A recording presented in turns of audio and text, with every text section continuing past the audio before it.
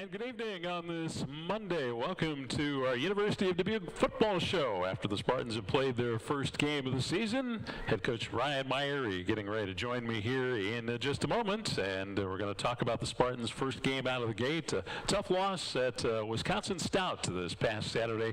38-35, hard-fought ball game and battled to the end, but come up with a 38-35 loss. And Coach, first ever meeting between these two schools. You got a chance to go to Menominee Falls, Wisconsin, and have an overnight trip with that. So I know you're excited about that, a bonding experience, getting your guys out on the road, some together time as road warriors, and so that was a good experience. Yeah, it was a great experience to be able to go up to Menominee, and we stayed in Eau Claire, had a little practice up there, and had some camaraderie time with the guys, at the hotel.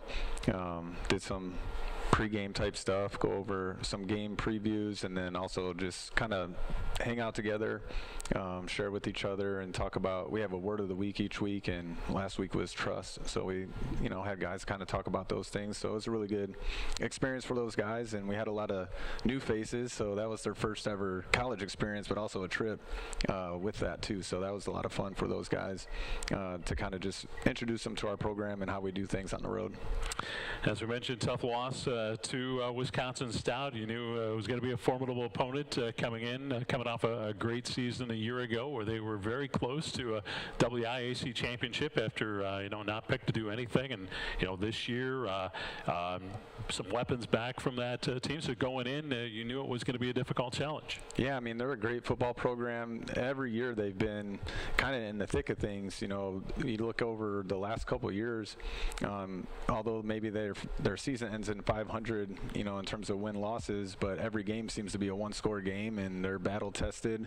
They play in one of the tougher leagues in the country at this level, and they showed that in all phases of the game on Saturday. Well, let's talk about how this one played out. We're going to visit about that, and then talk about your Week 2 opponent here in the second segment of the program. Wisconsin-Platteville coming to the Chalmers Field this Saturday night, and we'll talk about that. And then also a little bit later, we're going to get a chance to meet one of your assistants coming in to talk with us. Your new defensive line coach, John Zolman, is going to be joining us. So we'll have you talk about Coach Zolman, then we'll bring him in a little bit later. But let's talk about how this game played out. Kind of a shootout there in the first half, 28-21 at halftime. Yeah, we came out swinging. We got the ball first on offense and had a really good drive. Found ourselves in the end zone the first drive, and defense played really well. I'm really proud of our guys, battling in the first half. We went down 14 two different times, and were able to cut the lead back to 7 going into the half. Had a great 2-minute drive. Defense did a good job getting a stop for us, and we were able to put together a 2-minute drive to get a score right before half to kind of get some momentum going into halftime there. You couldn't have started the season any better offensively. I mean, talk about that opening drive. You punched it in first on an 18-yard touchdown pass from Rongberg to Freeman, and nice 10-play, 75-yard drive, textbook. Yeah, it was a great drive. Everything that you prepare for that moment. Our guys executed at a high level. We had great tempo and rhythm, and just made a lot of big plays. And Joey was really efficient for the most part, especially on that series. And Khalid kind of showed who he is as a wide receiver, stepping on the scene and filling some big shoes from last year with Cameron Bryce leaving, and he's kind of filled in that role and made some huge plays for us, especially on that series. They scored twice, one pick six to put them up at 21-7. But then, you didn't hang your head, didn't tuck your tail. You responded with a touchdown to cut that to 21-14. Yeah, so we cut it to 21-14, and then we give up a kickoff return for a touchdown. You go kind of take the wind out of your sails a little bit.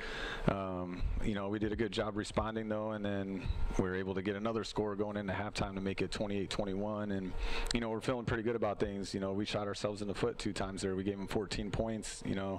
If you don't do those things, maybe it's 21-14 and we're up going into halftime. And that's a big swing in the game right there. When as salty as our defense is and how well they were playing, they didn't get to touch the field on either of those scoring drives. So you throw a pick six and give up a kickoff return for a touchdown, it's hard to overcome those things. Yeah, I mean, statistically, if you look at football through the years, I think coaches always say it is tough to win a game if you give up a touchdown on a kickoff return. But put that together two with a pick six, and it makes it almost impossible. But for sure, you were still in it the entire way.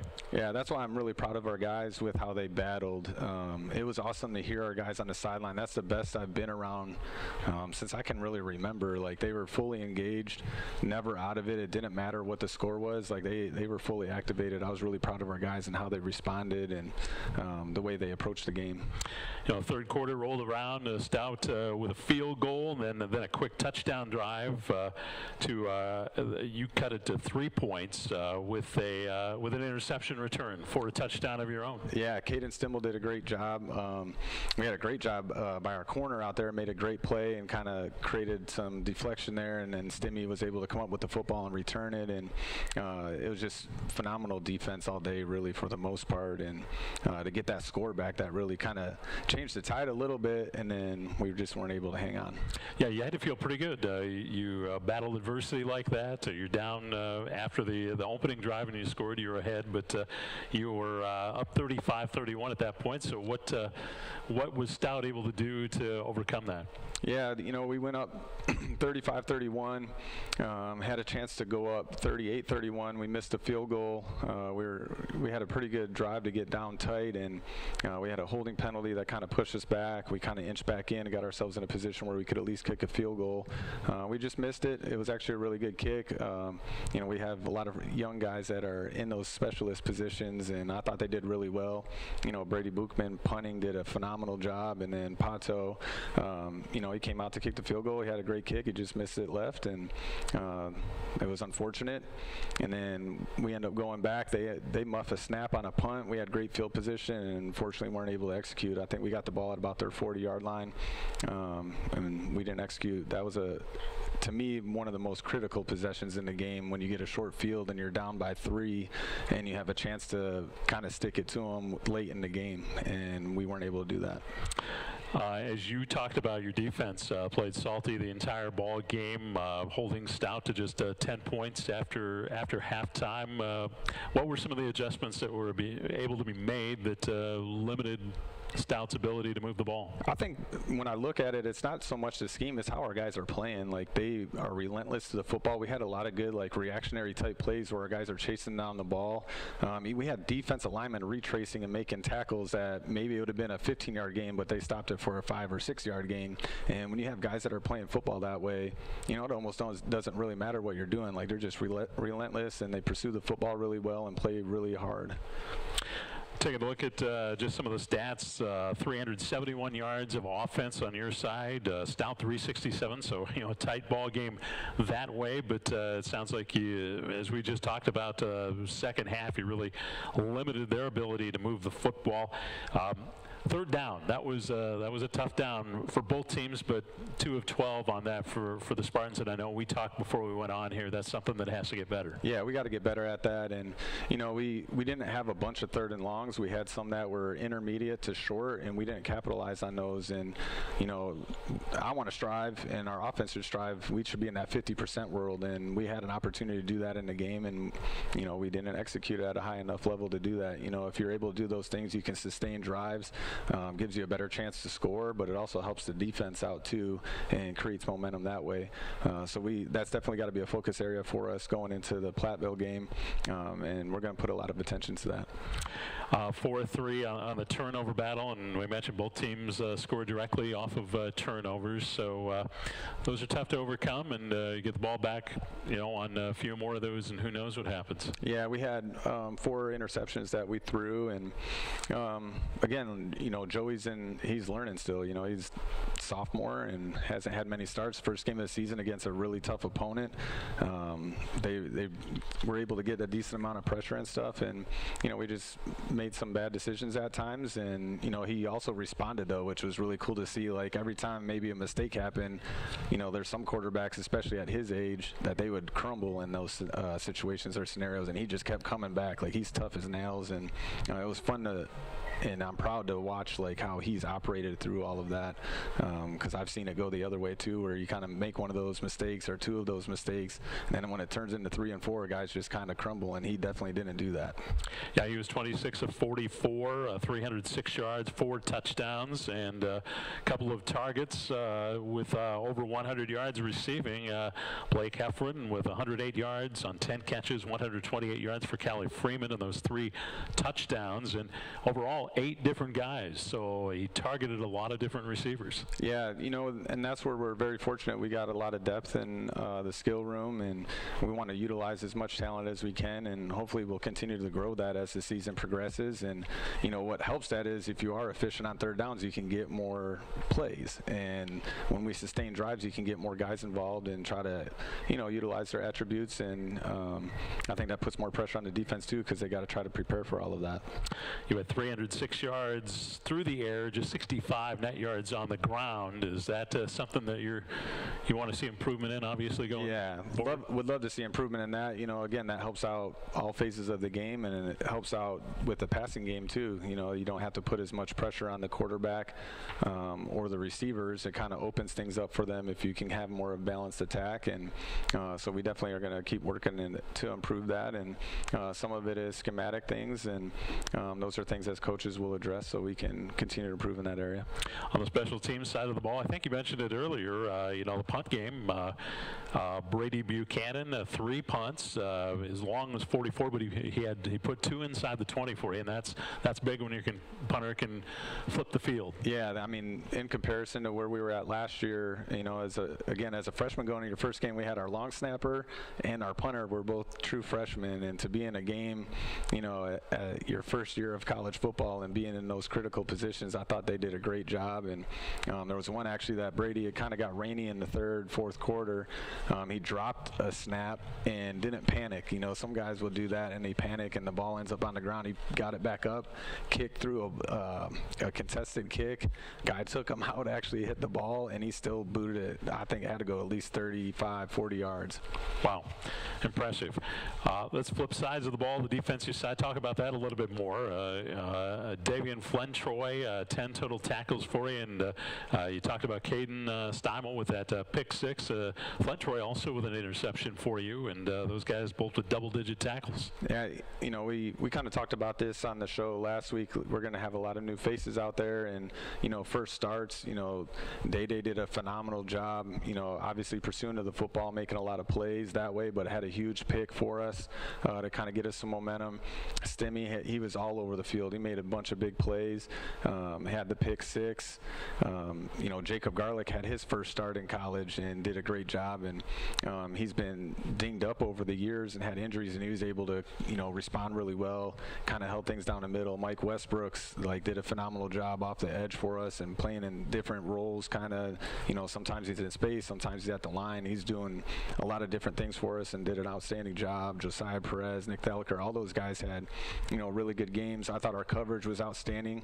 You know, we were playing 3 different corners at times, and I thought their coverage was really sticky. You know, we may have gave up a couple plays here and there, but overall, you know, in the positions that they were in, they did a phenomenal job, you know, contesting passes, and no one was running free, you know, in the game. They were kind of right at people's hips and did an outstanding job.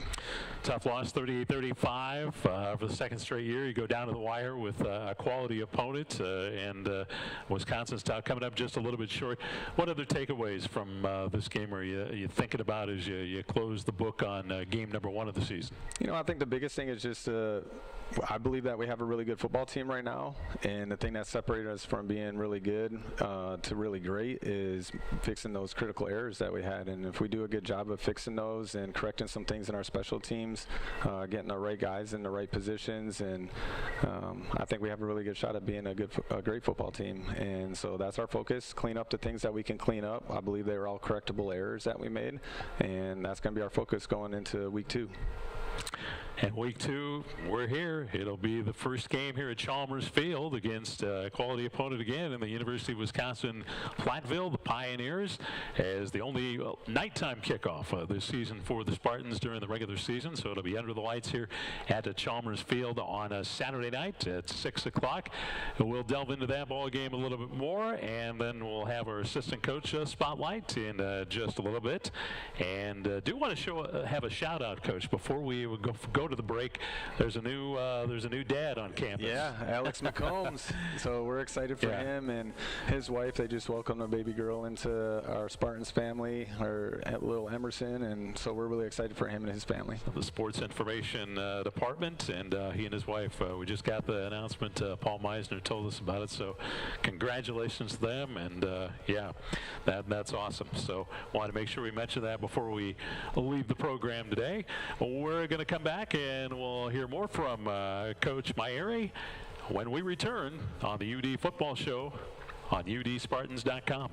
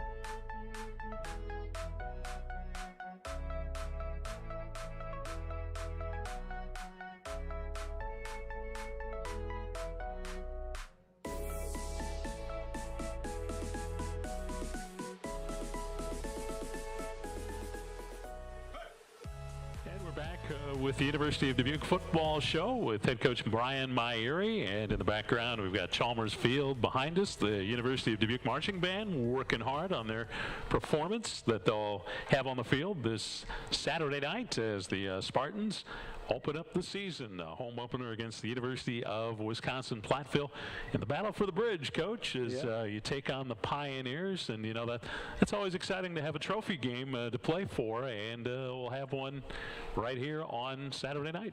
Yeah, we kind of go back-to-back weeks with that now. So with Loris the following week with the Key City Clash, and but it's exciting to have this opportunity to play for a trophy. And, I came from the University of Minnesota a couple of years ago, and I feel like every game they play in is a trophy game, so it's kind of cool to have some tradition with that.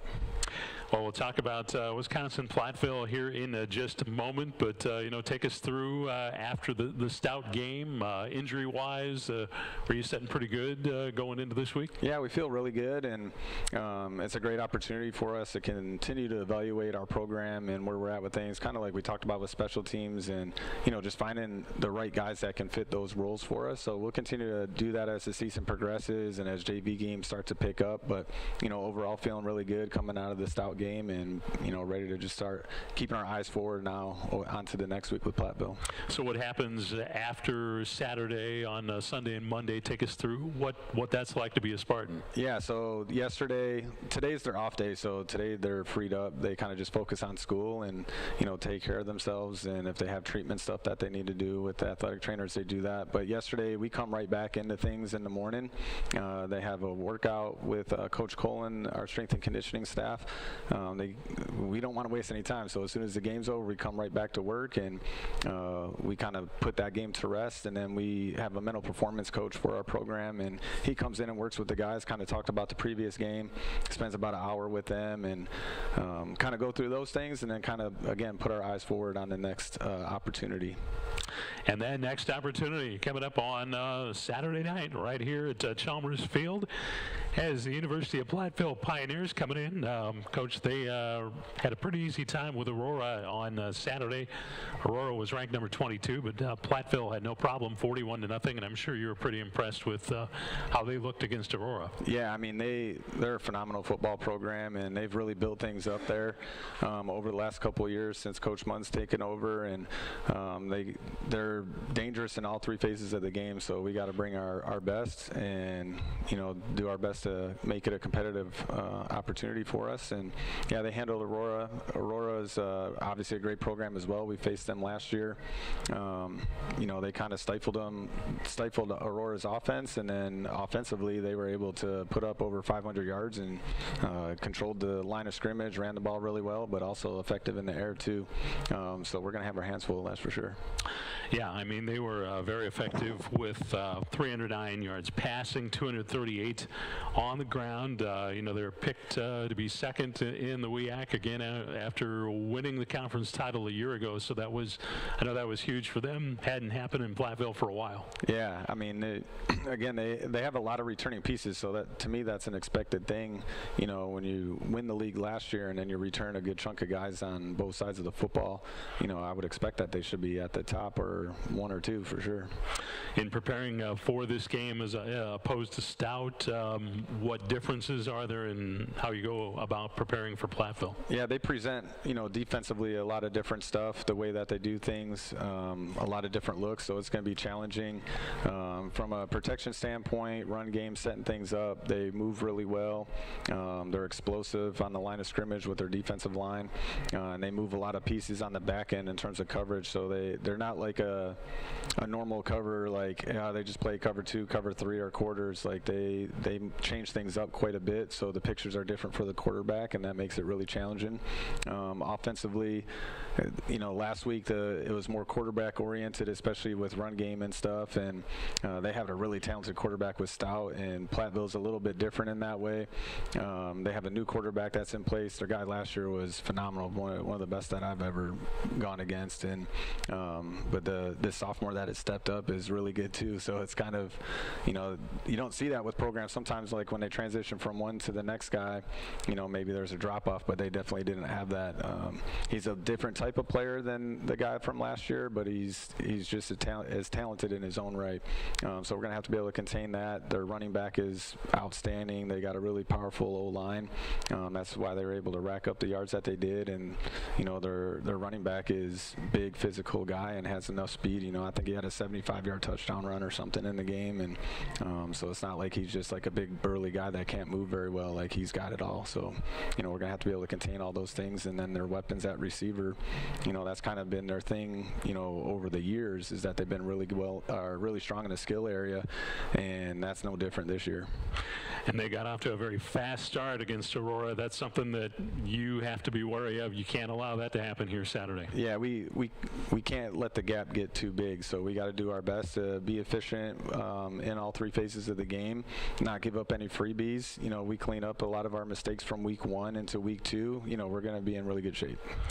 What are some of those main areas you're hoping to see great improvement from going on week 1 to week 2? And as the coaches always say, that's where you see the greatest amount of improvement is usually between those 2. Yeah, I think, we had a lot of pre-snap penalties, and those are in our control. We talk about discipline a lot in our program, and, to me, those are discipline type of plays.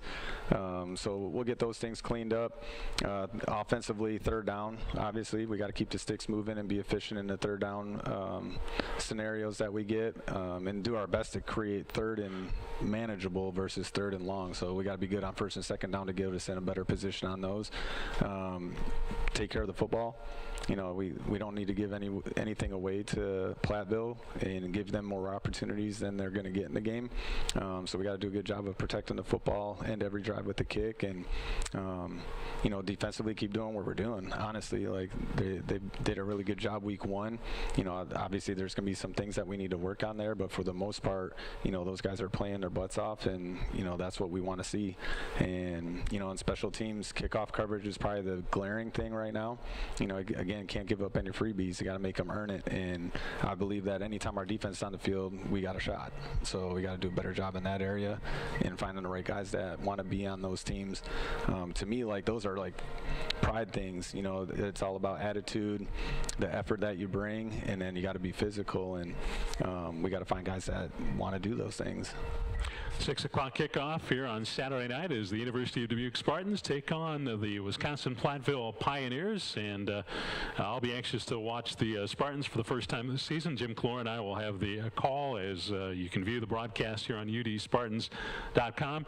Coach, we appreciate your time, but I want you to talk about your defensive line coach who's going to come in here in just a moment. John Zollman, new coach for you this year. Talk about his resume. Yeah, so John's been a guy that I've known for a long time. He was a student athlete for me at Central before coming here. You know, he's a great, I'd put it this way, he's a phenomenal teammate. And, you know, there's a lot of guys that get into programs, and if they're not the guy, you know, they kind of, you know, turns them away from the game, or however you want to look at that. And he was never like that. Like, he didn't necessarily ever become a starter, but he never stopped in terms of his pursuit of being great, and then also being a great teammate for his brothers. And, you know, those are the guys that I desire to have on my staff, and the types of guys that I want on our team too, is that they're about the program first, and it's less about themselves. And he's a selfless guy, so, you know, I've appreciated everything about him. So when we had an opportunity to get him here on our staff, like, it was a no-brainer for us. And I got a lot of respect for him and what he's done, and I see a lot of similarities actually in who I am and who he is, and so I think it was an easy match for us.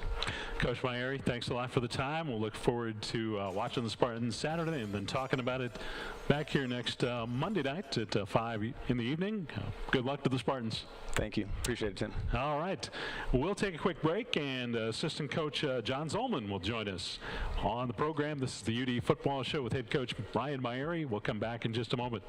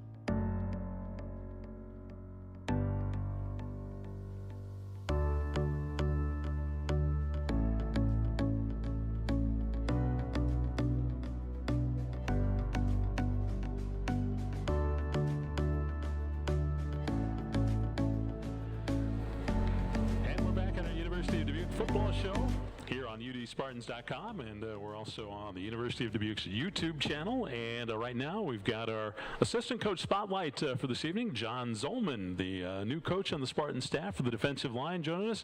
And John, thanks for jumping on the program here to introduce yourself to the Spartan folks. Oh, thanks for having me.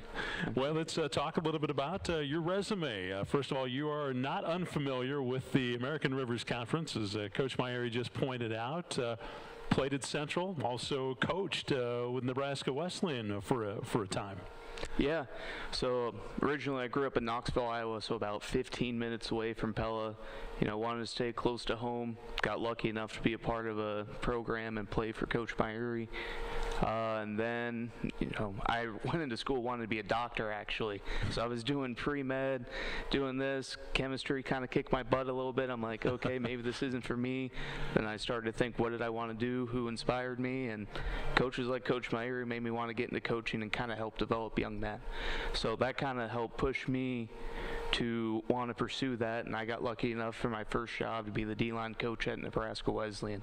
I did that for 2 seasons, and then I got my next opportunity. My next challenge was to be the defensive backs coach at Rockford University in Illinois. So it was kind of interesting. I was always in the trenches my whole life playing football. So really it was a good learning curve, but it was a really good learning opportunity for me, not only as a coach, but as a man. being able to kind of put the whole picture together.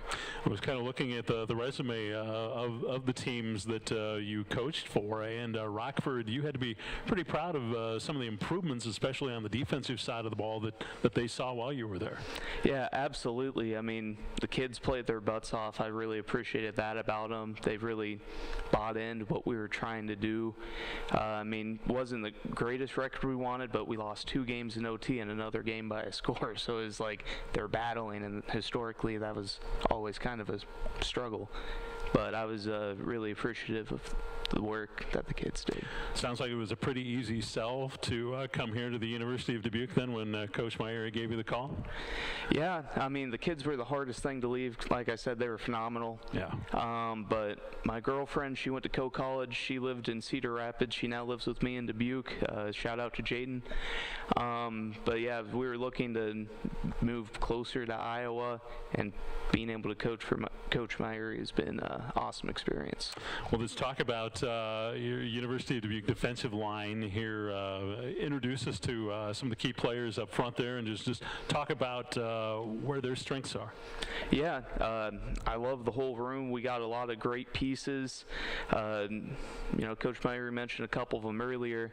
Mike Westbrooks, he's going to be a senior. It's his first time starting at stud for us. He's been doing an awesome job. I'd say he's really athletic, but his greatest talents are just who he is as a person, his leadership ability. He's the kind of guy that when he says something, everyone around him listening. And then just going down the line, we got Josiah Perez in there. He's our D tackle. He's a big body individual, but he's also very athletic, very coachable kid. He's been a pleasure this year. And then we got, our nose, Nick Thalacker. He's just tough as nails. He's really a different human being, but he's an awesome person. He's just able to lean and bend and do things that most D linemen can. He's just very athletic. And then Parker Nowitzki is our end, and that kind of rounds out the first group. Parker's a really good individual too. Parker and Mike are both 2 of our captains. So it's good when you have that kind of senior leadership in your room. It makes me proud to be able to work with them, and it kind of takes the load off me having them able to say things as well. Yeah, those guys definitely have the experience and bring that to the table. What areas do you hope to see improvement in as you go forward from week 1 to week 2 here, as you got a chance to think about your defense? Yeah, absolutely. I think they played really hard. I think they played relentless, which is great. The thing that we need to work on is definitely the pre-snap penalties. We had 3 offsides that came at costly times. Like, we got to clean that up. It's great that guys are wanting to go, through a brick wall, play to the whistle, through the whistle even maybe, but it's more important to make sure we don't shoot ourselves in the foot. Coach Zollman, anything else you want to add about your University of Dubuque defensive line, or about the Spartan team before we let you go here?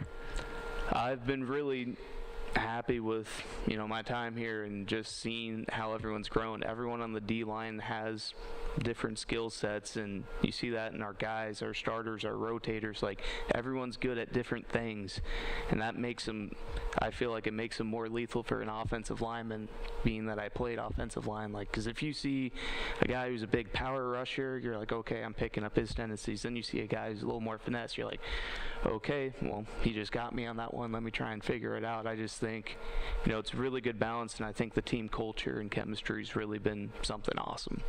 Coach Ullman, it's appreciated your time. Thanks for joining us here this evening and introduce yourself to us. And great meeting you, and welcome to Dubuque, and good luck to the Spartans here the rest of the season. We'll see you soon, hopefully.